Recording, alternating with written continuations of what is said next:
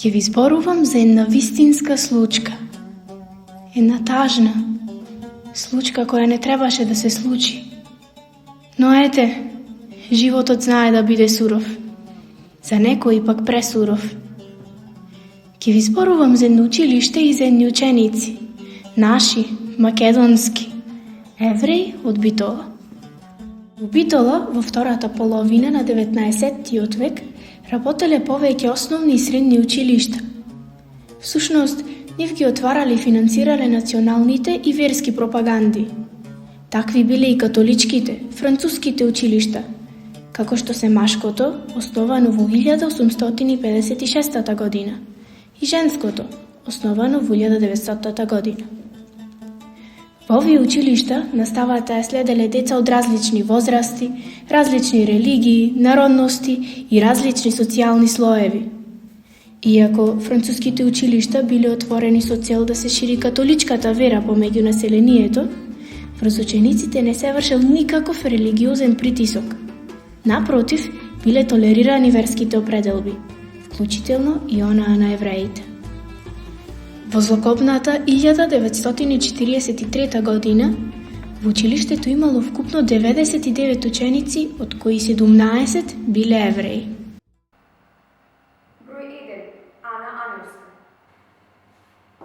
Тука. Број 2. Ана Албилда. Тука.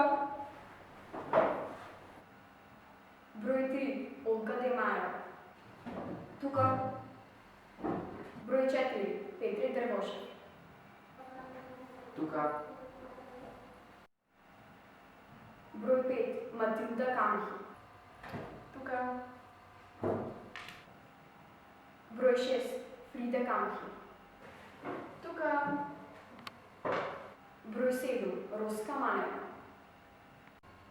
Тука.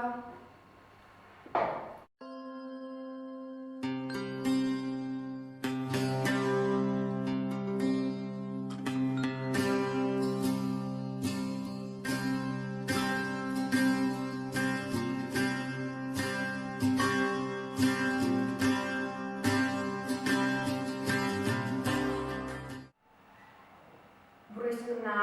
Менехем Фараджи. Тука. Добро, ајде сега да почнеме.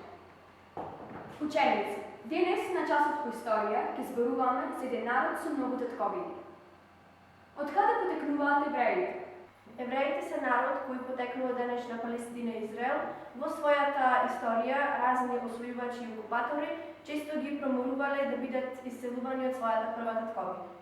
Уште околу 1480 година пред нашата ера египтјаните, предводени од Тутмос III, ги покориле евреите и голем дел од нив биле однесени во Египет како робови.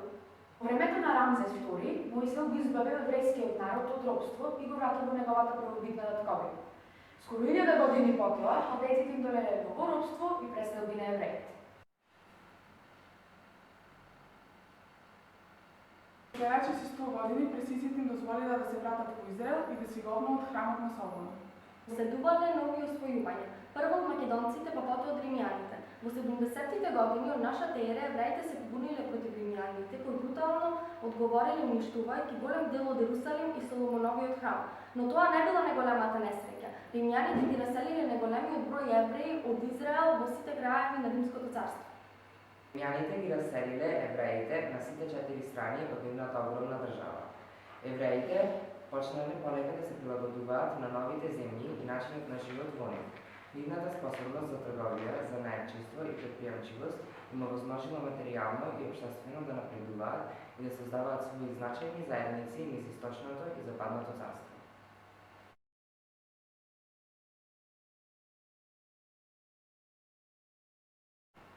Познати се две групи на евреи во Европа, според јазикот на кој зборувале сефарди, кои живееле на Пиренејскиот полуостров, и ашкенази, кои живееле во Германија.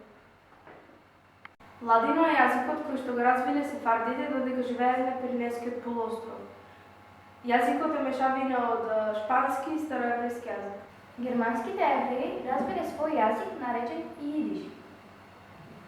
Ноќта на 11 март 1943 година, околу 7200 евреи од Македонија, од Скопје, Битола и Штип, или нешто повеќе од 98% од вкупното еврејско население во Македонија, биле уапсени од бугарската окупаторска фашистичка власт и затворени во Скопскиот монопол, односно магацините на Тутунскиот комбинат Скопје, од каде што со товарни вагони биле депортирани во концентрацијониот логор Треблинка во Полска.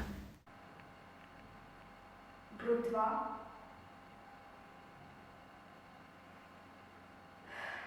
3. 5. 6.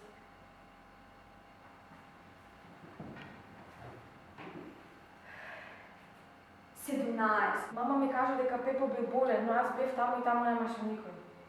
Јас знам, на железничката станица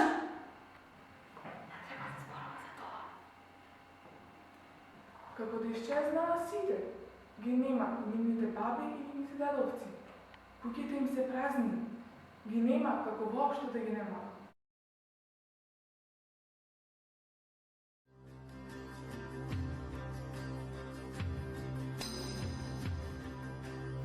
Така, тивко, нечујно, заминаа од Битола, од Македонија, од овој свет. Но споменот за нив нема да згасне, нивната невина смрт нема да се заборави. Вечна им слава.